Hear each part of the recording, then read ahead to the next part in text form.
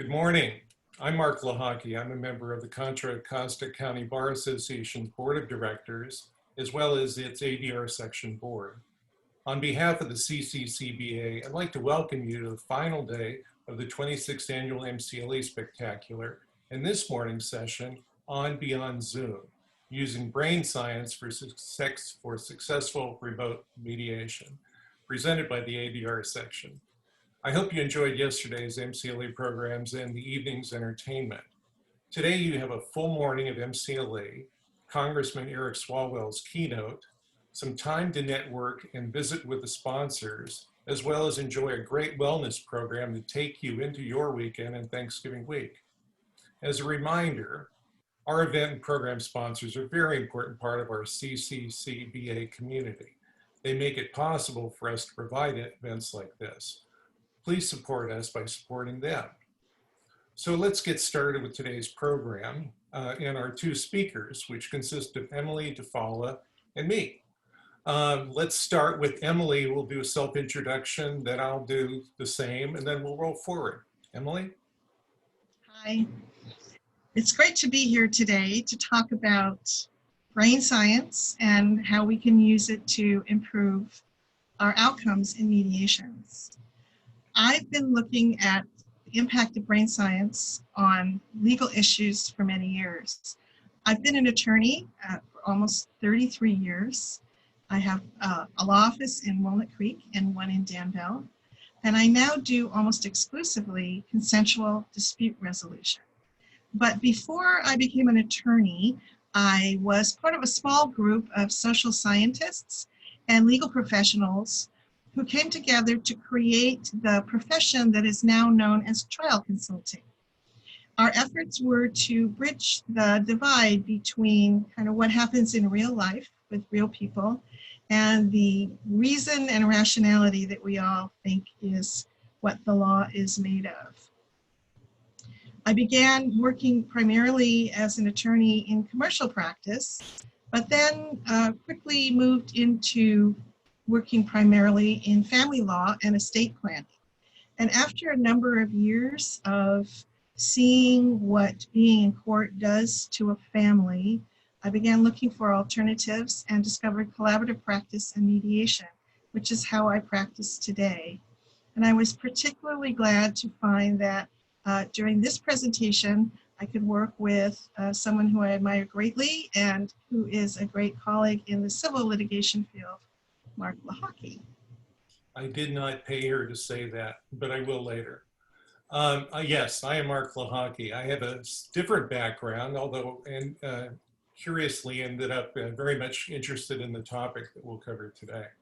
I spent the first 20 years as my lawyer experience doing civil litigation, intellectual property, antitrust, a lot of business type cases, and then spent 12 years as general counsel to some companies. I also have spent over 20 years as a mediator. I want to be really clear that those 20 years overlap the prior years, so I'm not 132 years old. But the path towards this topic today started for me roughly 20 years ago when I started to do the volunteer work for the federal court in San Francisco, trying to mediate a variety of disputes, most of which went swimmingly. But every once in a while, we would run into situations where there was a substantial departure between how I was thinking about a case, what I thought was likely to happen, and how the parties perceived it, both lawyers and clients. And I used that as a point of departure to try to figure out what was going on. Now, I did that, by the way, while also trying to track any case that I did not get resolved readily and to see what would happen. Now, what was interesting in tracking those cases, and I still do, if there's a case that doesn't resolve quickly, is generally my prediction of what would happen is what happened. Both the good and the bad and the ugly part of that for the participants. And that's not a great feeling, by the way, but it does still happen. So trying to find explanations for that led to focusing on what's going on in people's minds, what's going on in organizational dynamics, and leads to the conversation of today.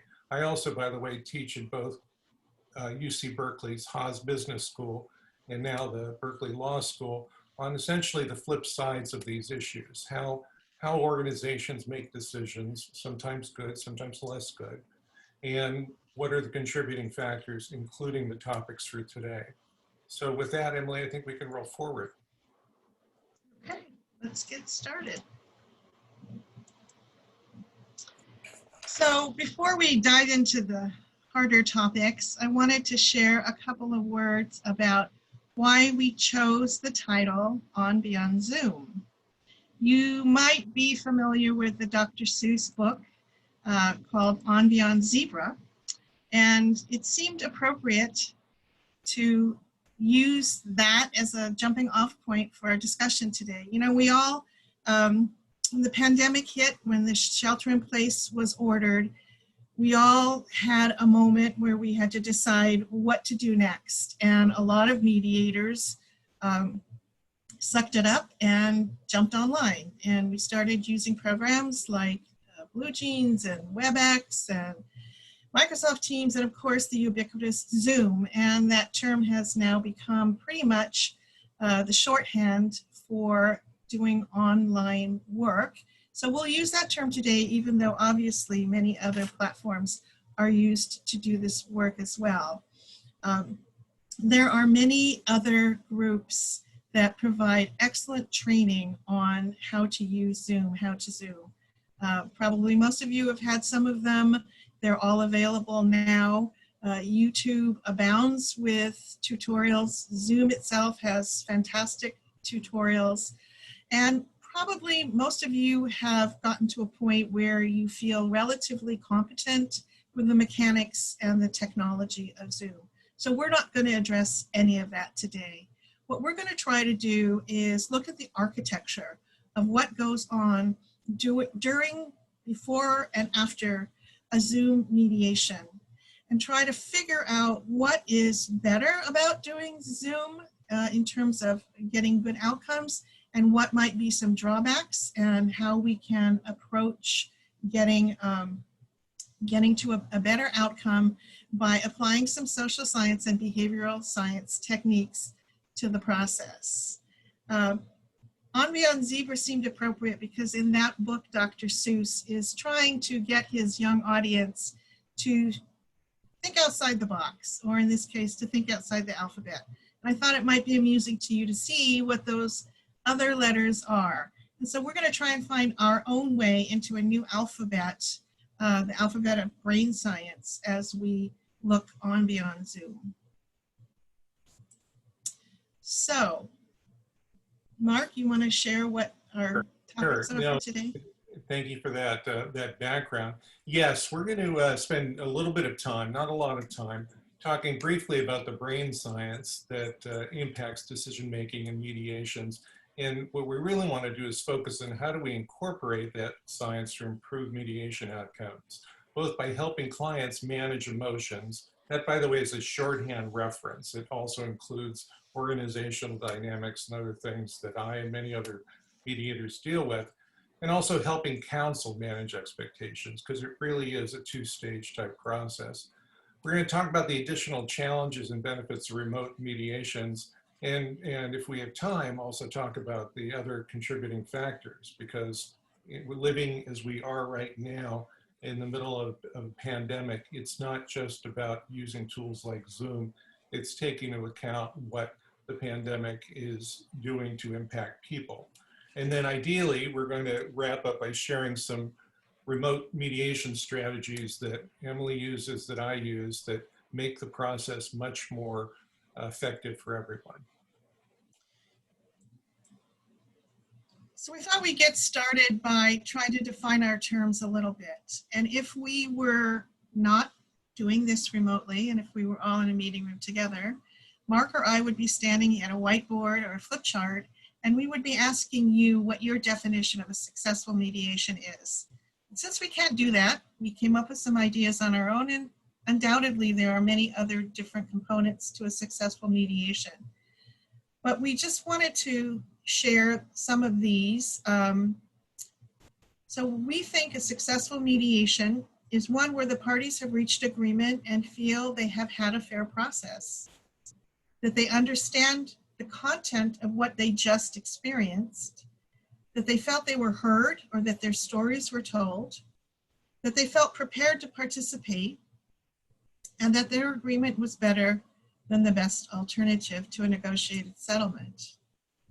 Or they understand what would be involved in pursuing a decision made by a third party, going to court or having an arbitrator, and after a well-prepared and fair process, one or both of the parties chose that option. So that's what we think about. Emily, I just wanted to add, visually it might look, I mean, it does look like these two boxes are not equal, one smaller than the other.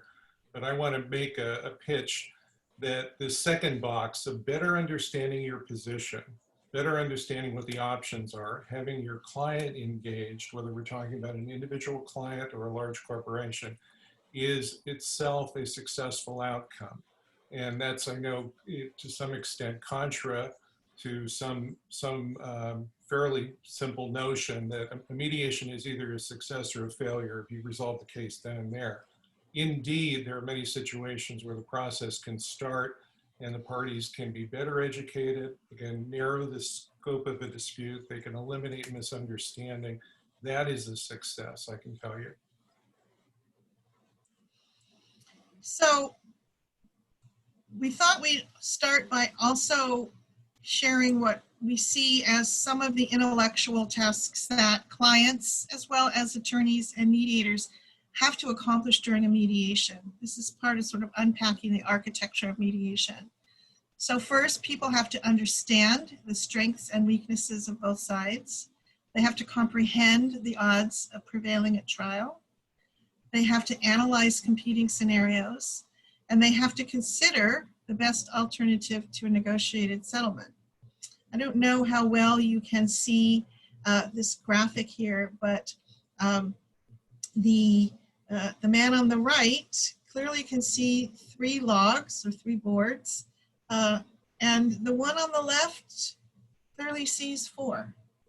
And this harks back to what Mark was saying earlier about people having their own truths, being in a mediation, sincerely believing their position, but having different perspectives on what could be the same or very similar facts. So there are intellectual tasks involved in a mediation. That's the primary work that your client has to do while they're doing that. Now, what are the conditions under which they are asked to accomplish those tasks?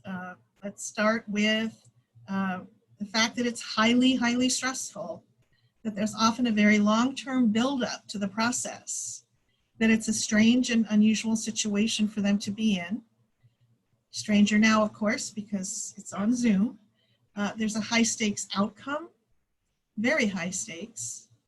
Complex content analysis is involved. They're often called upon to make immediate decisions about these high-stakes outcomes. The process is disorganized from any perspective, but certainly from a client's perspective who's never been through it before. They're often asked to interact with strangers. They have a lack of control, and the lines of authority are unclear because up until now, their attorney has been the authority figure in this process, and now we bring in a mediator. And what's a mediator? What's an arbitrator? What's their role? What's their decision making? It's very confusing. So basically, all of these things are designed to create anxiety, fear, insecurity, and confusion. And I would just add again, think individually, think organizationally, because anxiety, fear, insecurity, confusion exist in a lot of organizational dynamics. It's not just one-on-one situations.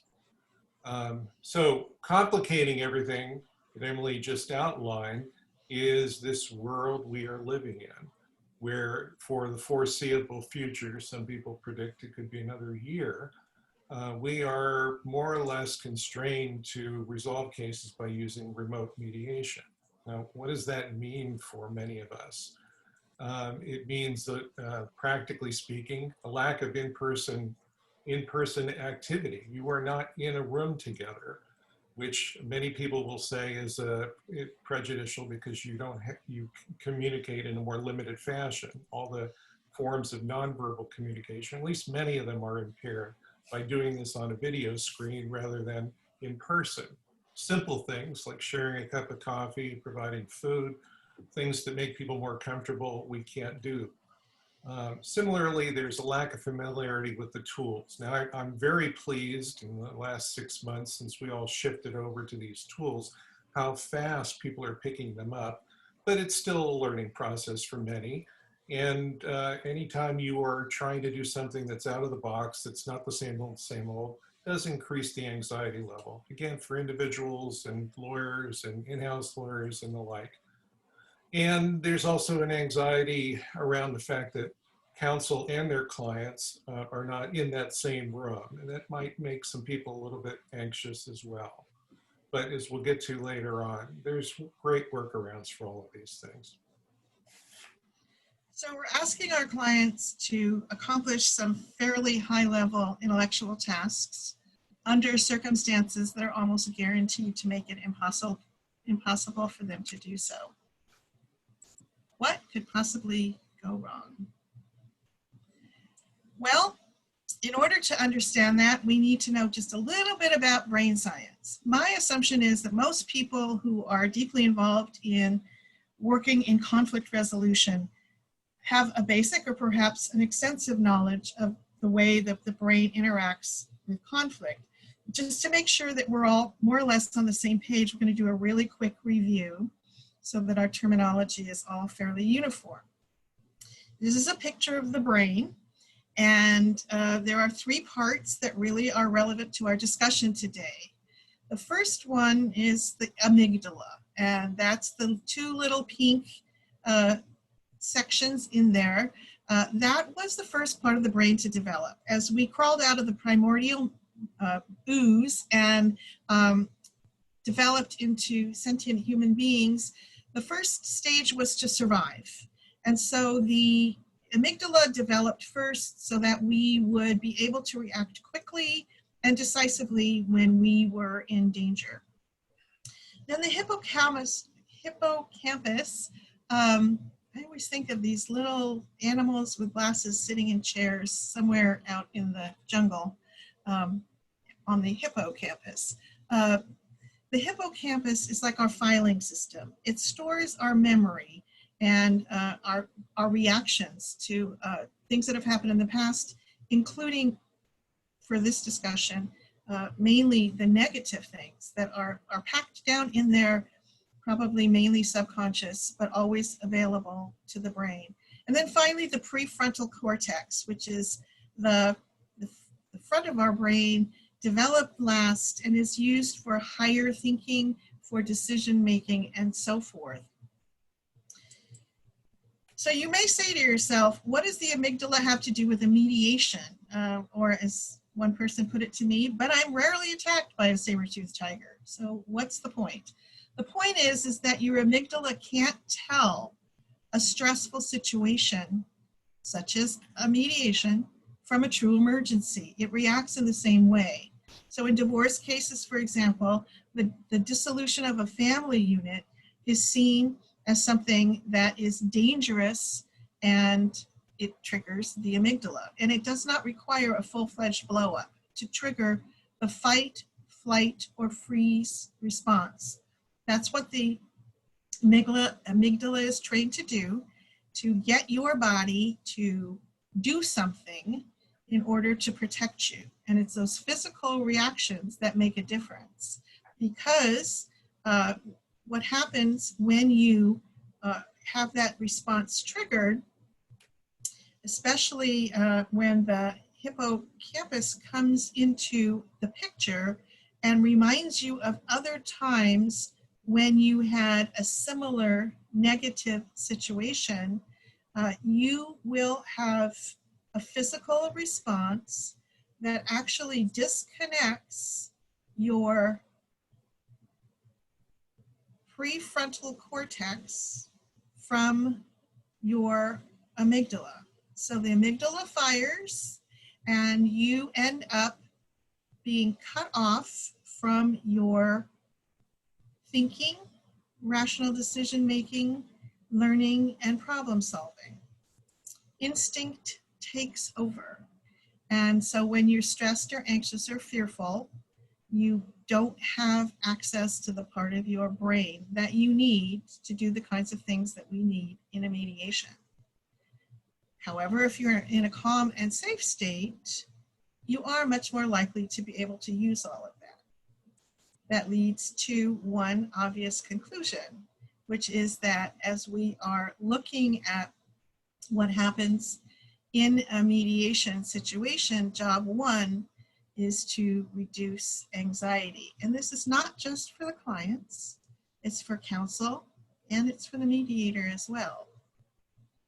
They all have something to do with the success of the program. So social scientists know that the antidote to anxiety is information. And so the job one really for the mediator or the attorney for the clients who are going to be participating in the mediation is to do what can be done to limit their stress. And first and foremost is building your relationship of trust. Having a trusted counsel by your side is critical for people to be able to calm down and collect themselves. You may be saying, but I always have a good relationship with my client. You know, they think I'm a great guy and we have a laugh every time we have a conversation.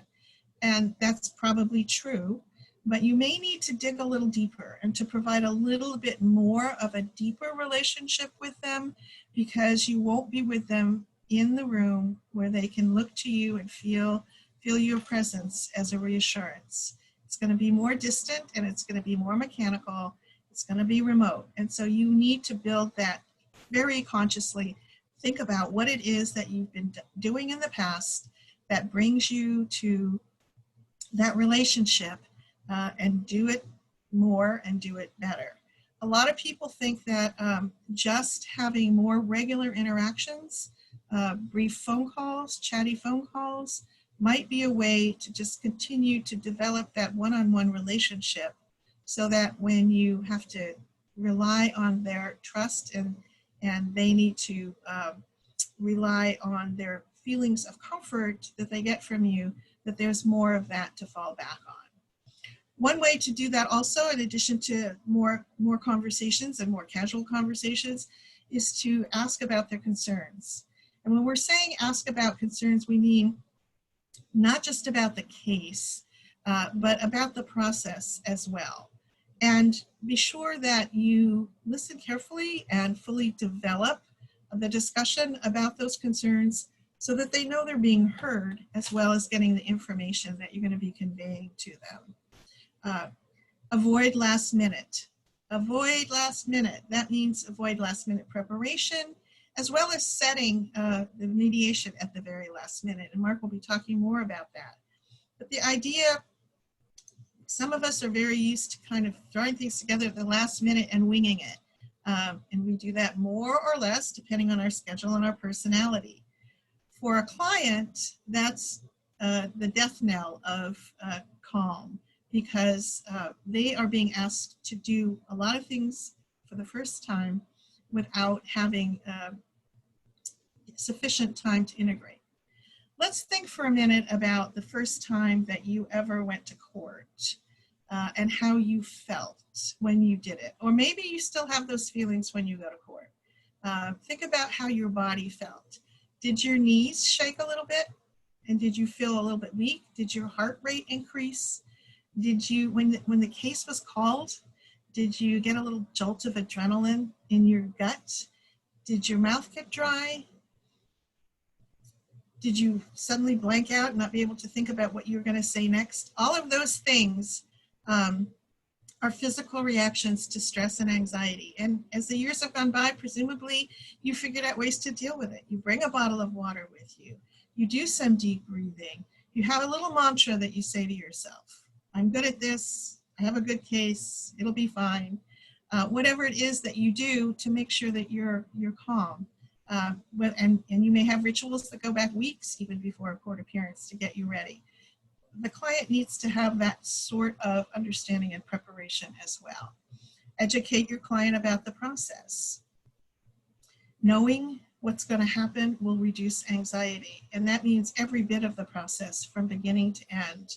It means making this decision about the process, how it's going to be held, when it's going to be held, what their role is going to be. Review the timing. People just don't know what's going to happen.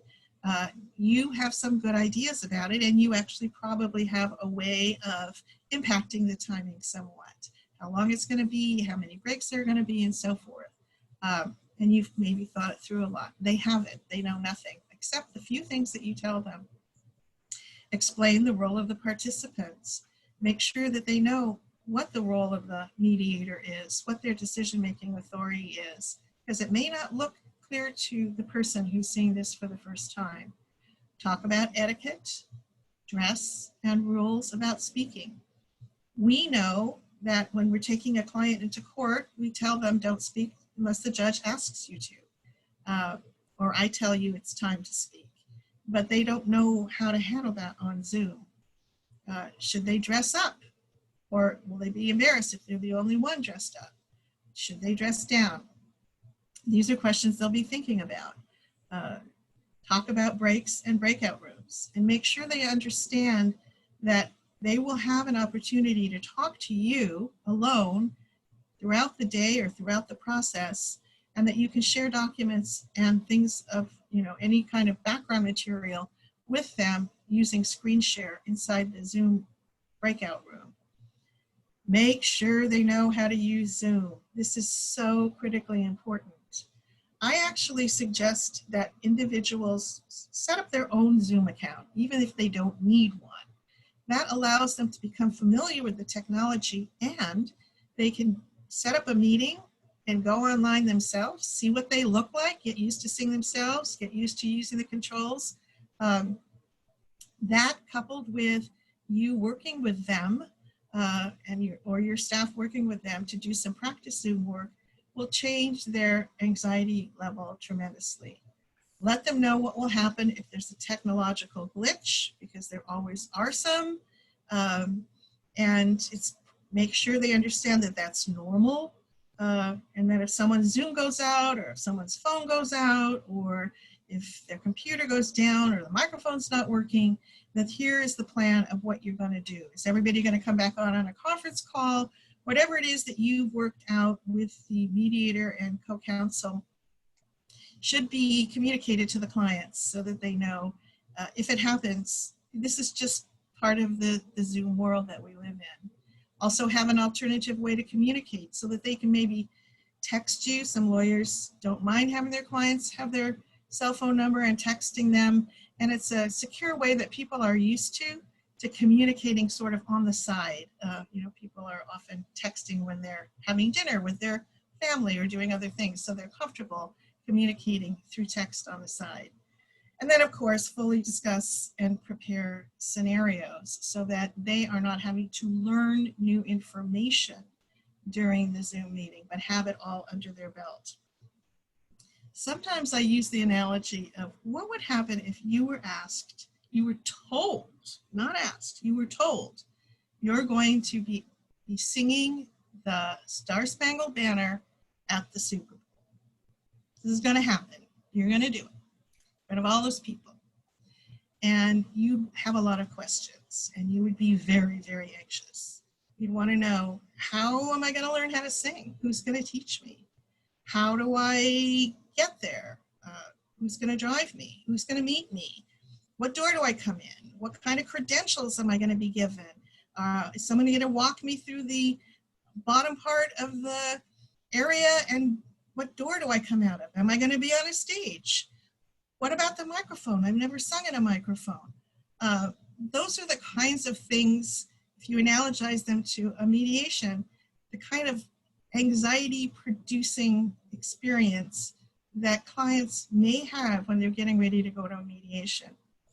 And for that reason, they are going to be very anxious, and your job is going to be trying to bring them out of that anxiety. And the way, in addition to all of that preparation and information sharing, Another way that you can help clients overcome their emotion is to teach them about brain science. I have found that the single best tool is to just tell people about the amygdala, tell them about the hippocampus, explain about the prefrontal lobe and how when the amygdala is triggered, it cuts off the ability of the brain to use the prefrontal lobe. Most people have an aha moment when they hear that. Why? Because most people have gotten really angry and said things that they completely regret later. Or they've seen other people who are normally calm, cool, and collected just get nuts when something happens to trigger them. And it's always been sort of a question, why does that happen? Or in divorces, people wonder, why do normally nice people turn into these obsessive maniacs? So it's important for people to understand this, and it gives them information that they can use. We encourage people to support people to prepare for their experience. You know, if it's going to be a long-term case and very stressful, you can encourage people to even think about getting a counselor or start doing mediation. I'm sorry, meditation. Look at this. I put mediation instead of meditation. We wanted that to say consider meditation. We want to recognize the triggers and help them to develop strategies to combat them. So once people know what's going on inside their brain, they can do things to sort of self-mediate, self-calm. And it's not a surprise that we've used the term count to 10 pretty much ubiquitously in our society to get people to calm down. We say count to 10. And there's a reason for that, because step one when you're triggered is to pause, just to stop. And that's what counting to 10 does. It just literally allows the hormones and the chemicals to settle and to fall away. Not completely and not always, but it really does help. And then take 3 deep breaths. That's something else we tell people. And we tell people that because it works. If you take 3 deep breaths, you're actually activating a physiological response that helps to calm your amygdala. And we don't have time, obviously, to talk about how that works today, but that is, in fact, a reality. Mark? Yeah, I just want to build off of Emily's comments on the prior slide. That advice is just as relevant for all of you. If you're a mediator, if you're an attorney, those same kinds of self-help things make a big difference. Taking a deep breath is something we all have to do in mediations from time to time, including the neutral. The other part of that coin, and by the way, if you're watching on the screen, you're probably seeing my black Labrador Gunner, who is getting always gets all the credit when I have a successful mediation. So let's talk a few minutes about the helping counsel part, because as I used to tell my legal team during my general counsel days, to some extent when we're resolving disputes, the amount matters. Of course it matters, but it doesn't matter often as much as how the amount is, whether people are getting paid or paying. That the amount doesn't matter as much as people's expectations around that. It's all about setting appropriate expectations, whether you're on the plaintiff's side or the defense side in most of the cases, and setting them realistically. I don't mean artificially, but realistically. And so what are some of the steps along the way? Obviously, you start the conversation pre-mediation to start that process of resetting expectations. Obviously, if most of the time when a mediation takes place, it's because the parties with divergent interests haven't been able to reach an agreement. They see things differently. And the notion that you can magically change their view going from 100 to 0 or 0 to 100 in one session is much harder if you haven't started ahead of time. So part of this process is not just starting the conversation about the merits, but it's about establishing a connection. And that's you, the mediator, with the participants, maybe with the counsel, maybe with the clients, there may be in-house counsel involved, but starting the conversation pre-mediation starts to help to build that process. And not only does it help making a connection, but it often helps you, if you're in the neutrals chair, start to figure out what's really going on here. I'm very lucky to work with so many great lawyers who provide great mediation briefs that oftentimes tell you about the dispute in an objective, supposedly neutral way, but they leave out what's going on behind the scenes. It may be the dynamic with the client, maybe the dynamic with in-house organizational people. It could be a whole bunch of things. So starting the conversation early is an opportunity for you as counsel to start to share some of those insights and help the mediator help you. Now, another step along the way that I highly, highly recommend in terms of managing expectations is sharing a brief. I think some of the material that have been distributed in connection with our program include a couple of my articles. One is on the brain science, specifically the role of the phenomenal work done by people like Donna Shostowski at UC Davis, Randy Keisers from Berkeley, and many others that all reach similar conclusions looking at different things. Some of it is client expectations, some of it's counsel expectations. And the reality is we all filter information. There's no doubt about it, not just lawyers, normal human beings do. And so when we're trying to resolve a dispute, what we're really trying to do is to help the other side see differently and open up your eyes to seeing things differently. And one of the best ways to do that is to encourage the use, if you're a lawyer or if you're the neutral, to share your statements in advance with the other side, not just with the neutral. Now, there's some schools of thought, oh, no, that's strategic. You don't want to share that information. But the reality is the more you share information with the other side, the more they have an opportunity to reevaluate where they are. And obviously sharing them in a way that doesn't cause the other side to raise their back in defiance. And that's by using invective, unnecessary attacks on people and trying to manage that. So last piece of that is obviously modeling and expecting a civil discourse if you're the lawyer or the neutral. Now, I will ruin the illusion that we're actually doing this live on Friday, November 20th. We're not. This is being recorded on Wednesday, September 30th, the day after the first of the presidential debates, which was a debate, but was really more a debacle. A debacle in terms of absolute lack of incivility, and a so-called neutral moderator who had no control of the room. An utter embarrassment. Think about examples like that when you think about your best work you can do as a lawyer, as an advocate, and think about the damage done when the attacks become unnecessarily personal. Now, also on November 30th, I can say, roughly a week ago, we laid to rest Justice Ruth Bader Ginsburg, who was an inspiration to all of us. And apropos of this conversation, Emily, could we go to the next slide?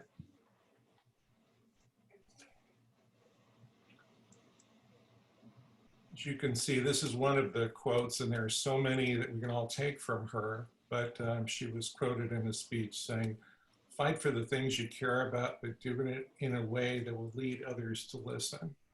That's a key piece of information for all of us, both as, again, as neutrals, as advocates, and as clients. This process succeeds in terms of resolution by getting the other parties to listen. And that fundamentally requires approaching matters in a civil way. It doesn't mean you're not an advocate. In fact, the most effective advocates get the other people to listen what you have to say. That's what Justice Ginsburg did. So let's move forward. Emily, you want to pick this up? Yeah. So one of the ways that you can help co-counsel and your clients is to model appropriate emotional behavior. Your client will take cues from you.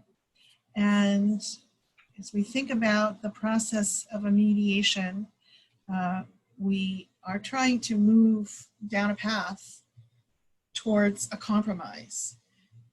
So if you're starting in unrealistic places, which is what Mark was just talking about in terms of expectations, you're having to make a really fast move down that path if you are going to get to where you need to get to make the compromise. So it's important that you, in your conversations with your clients leading up to the mediation itself, help them to shape their emotional responses by modeling appropriate emotional responses yourself. So one of the things that we want to avoid is false reassurance. And there's two reasons for doing that. One of them is that what we know about trust and relationships is that people will open up to you and share their real feelings and what they are interested in on a deeper level if they believe that you are being straight with them, that you're being congruent. What you're thinking on the inside is what they're hearing on the outside when you speak to them. And if they are expressing their concerns and you are reassuring them that it's all going to be okay and it's going to be a great outcome and they don't have to worry about it, that's may not have the ring of truth, and it may not help them to feel more trust in you.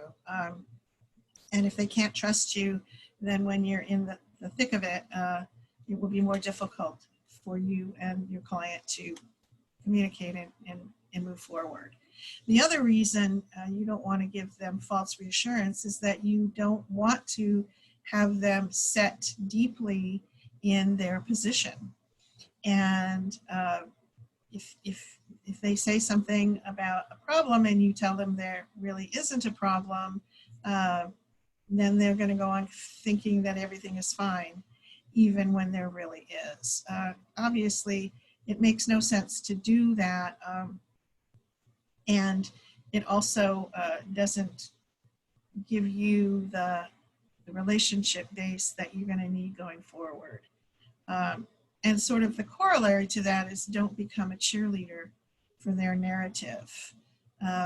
We've all seen the situation where the attorney kind of becomes enmeshed with the narrative of the client, becomes emotionally committed to that client's preferred outcome, and loses objectivity. So it may feel good for the client and maybe even for you, if there's some psychological thing going on, that you, the two of you are saying what a terrible person the other side is, or how unfairly you've been treated, and so on and so forth.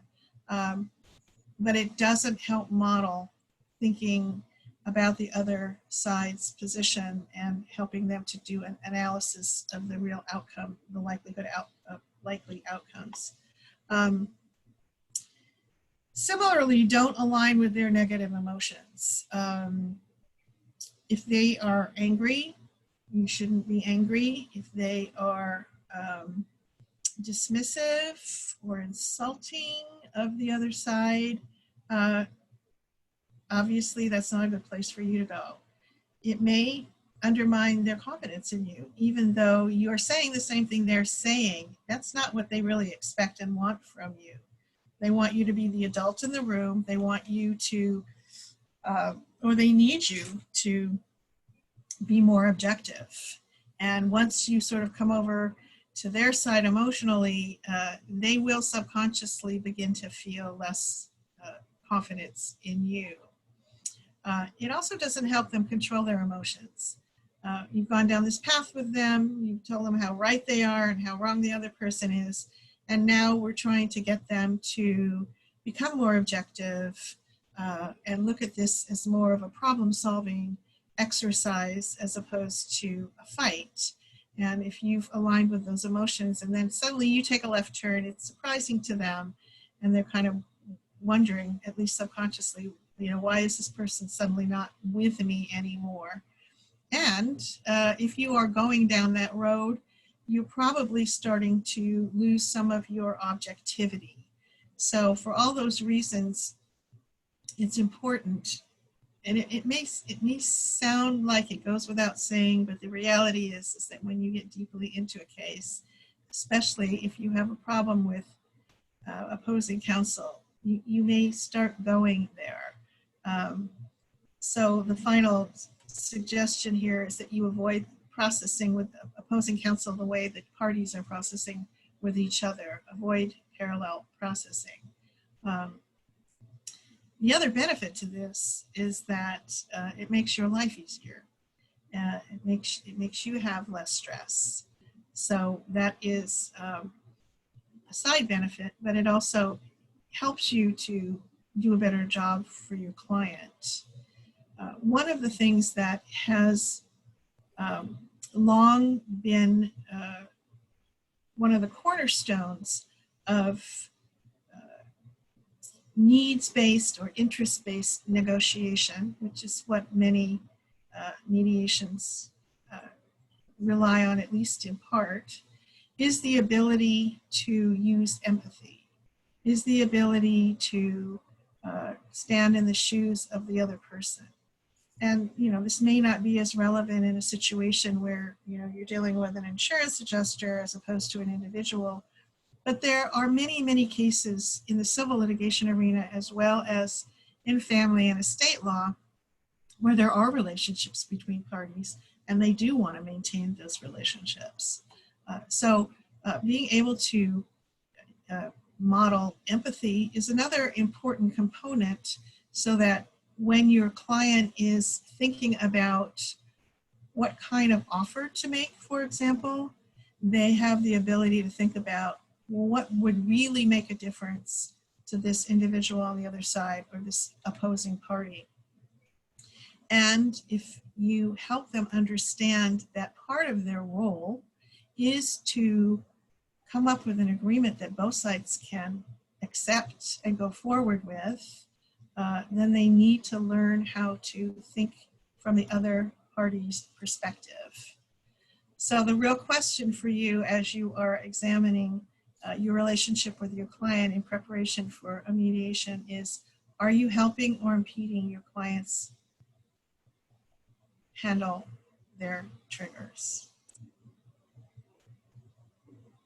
So let's tie a lot of these pieces together. We purposely started out by talking about the brain science because even pre-COVID, even pre-remote mediation, it was a challenge for all of us to understand and figure out how to deal with. That's why we spent that time. So then what happens? Well, COVID hits. And on top of the transition to using these new technological tools, people are dealing with a lot of stressful events triggered by the pandemic. Those events are not going away for some extended period of time. And those add their own stress factors, again, to individuals as well as small and large companies. I have an article, I don't know if it's in the materials here, specifically on litigating in a pandemic. And reach out to me if it's not in the attached materials, because it attempts to address those kinds of realities. So as we talked about before, we're in this new world of shelter in place and the need to make remote mediations work as well as possible. So what does that consist of? As we mentioned before, that one of the differences with remote mediations is you're not there in person. You can't make that same in-person connection. So what do? You do more of what you can do, which is more communication pre-mediation. Conversations with your clients, conversations if you're neutral with counsel and clients. You can set up those pre-conversations using the same tool, which also goes to the second issue of practicing. The more anybody practices with a new technology tool, me included, the better off we are. I was in that lovely category of getting the shelter-in-place order like everybody else did on a day I was heading over to teach a class at UC Berkeley. We had to shut down and we had to switch to using the remote tools. Now, I've used more antiquated tools like Skype and other tools for dozens of years doing periodic remote mediations. Not my favorite thing to do, but when people call from other countries, I will. And recently I've been using it a lot, and it's actually been having some great benefits. But obviously, the more we all practice, don't assume the lawyers you're dealing with lawyers, have used it before. In your pre-conversations, ask them. If they say no, suggest they get an account and start playing with it and do their own version of their pre-work with their client. Other key workarounds is really making sure people understand the privacy safeguards that exist. Unfortunately, shortly after the shelter-in-place order, so many people rushed to start using Zoom, and there were a few stories of security breaches, often involving things like bored teenagers crashing classrooms and the like. That had really to do with bad password protection. That was all it was about. In fact, all of the organizations, mine included, that use a tool like Zoom or its competitor products, all have their safety safeguards set up. So we control who goes in, we control who goes out. Explain as well to your clients and your counsel that when you set up breakout rooms, that is their private space. Remind them that when you're not there, you can't see, you can't hear, it's their private space. And as well, offer them the opportunity, as I always do, of creating additional breakout rooms. Once in a while, there's a benefit in having one-on-one conversations with an attorney or just pulling the lawyers out for separate conversations. Explain to them all those things are possible. And a small thing is share your cell phone number and ask everybody else to share theirs. On the off chance there's some glitch, they can reach out to you. As importantly, if you're the neutral, I use my cell phone to give people a heads up before I enter a room, rather than just blurt into the room. It's the equivalent of the knock on the door, but just say, I'll be there in 2 minutes. And again, use those breakout rooms and use them liberally, as well as taking breaks. The notion that this is a marathon session and we just go, go, go, go, go doesn't help. Everybody needs some time to decompress. And then last, but by no means least, remind everybody of the positives of these remote tools and remote sessions. Everyone saves time. Everybody saves money in travel to get here and there. And actually, it's been a blessing for me in many cases where, in fact, we've had people participate in our sessions who I didn't expect to show up. I was thrilled they did. General counsel, senior executives from large companies, small companies, but people that otherwise might have had trouble rationalizing a travel day here and there and then the mediation session. But if all they have to do is plug in that particular day, people show up and it makes a difference. And lastly, on the formality part, I think a few minutes ago, and this was not planned, my dog walked across the screen. Well before COVID, I'll share, one of my daughters who knows what I've been doing for a while would ask me how I'm doing, but also quite aware of the formality of this process. I leave wearing a suit, I go to office buildings, and we all look very official. Would used to kid me pre-COVID of saying, you know, this would work a lot better. Just invite them over to the house, sit out on the back porch next to the pool, let them pet the dog's head, and it'll be a much better experience. And, you know, now reminiscing about those conversations, she was on to the topic we're talking about, which is things that reduce stress. And so I am in the minority category in the ADR world, apparently. Many people think it's important to mimic as much as possible what we used to do. I don't. So you see the background of my home office. You don't see a fake office picture. You don't see me wearing a jacket and tie, because when I'm working at home, I don't wear a jacket and tie. And that's not a bad thing.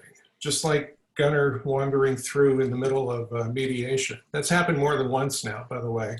And in all of those cases, everyone starts talking about dogs and pets, and it decompresses the room. It gets people to, again, take that deep breath. And that's a good thing. That's a really good thing. So should we move forward, Emily?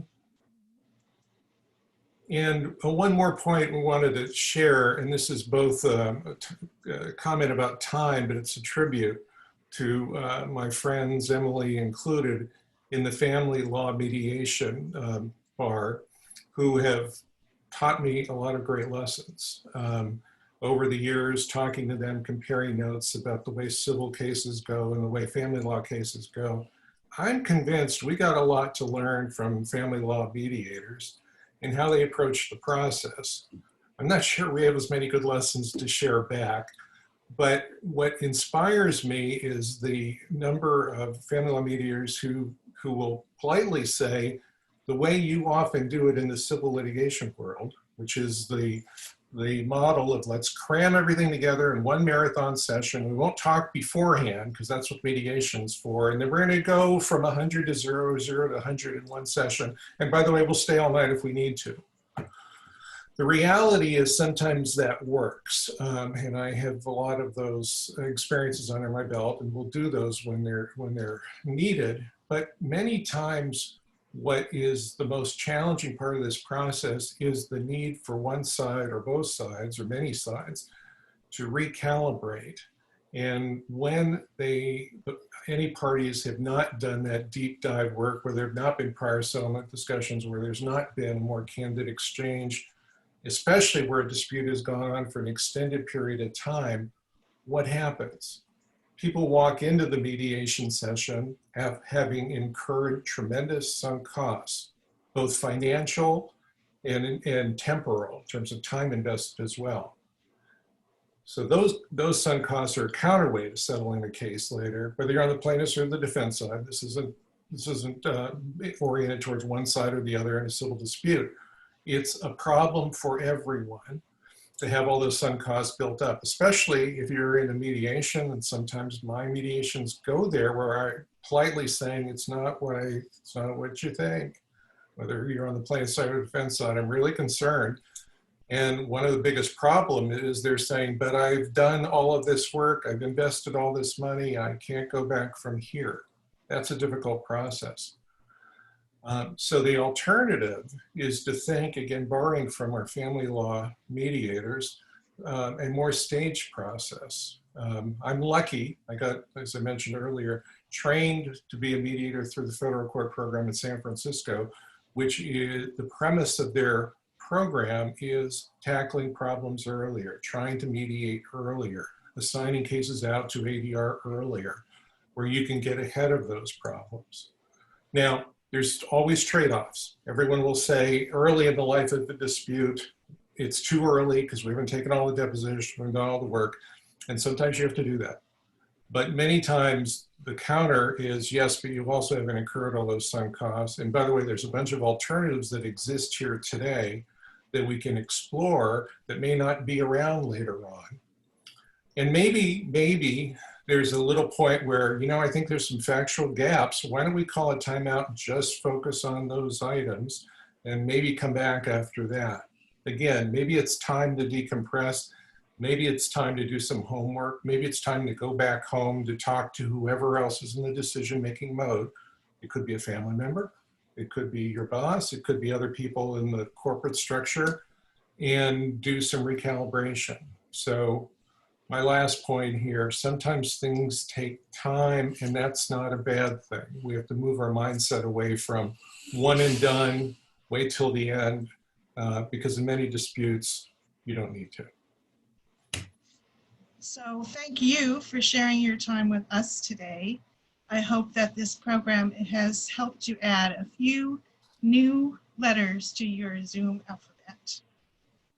Yes, and thank you from me, and thank you from Gunnar as well. Thank you both. Hello, everyone. I'm Ann Wolf, from the Education and Events Director at the CCCBA. Emily and Mark, thank you so much for a wonderful program and for sharing your expertise with us today. And thank you, Gunnar, for not barking, but being present with all of us here today. I also want to thank the ADR Section Board for helping to coordinate this program. You are now all invited to join the live Q&A session and discussion session with Mark and Emily. Below the screen on which you are viewing this session, there is a link that will take you directly to the live Q&A session. So we'll see you there in a couple of minutes. I have a few more announcements for you though. As a reminder, the materials and evaluation forms for this program can be downloaded from this session page. There are tabs above the chat and it should say Files, Materials. So you can get it all there and it won't go away. It will be there for a while. So don't worry about not having enough time right now. It'll still be there. So please fill out the evaluation form and you can email it directly to me. Your attendance certificates will be available very soon. If you are a CCCBA member, your attendance certificate will be on our website in your member profile. If you are a non-member or you would like more information on how to get your attendance certificate, please see that information included in the event FAQ tabs across the bar at the top of your screen. So coming up next,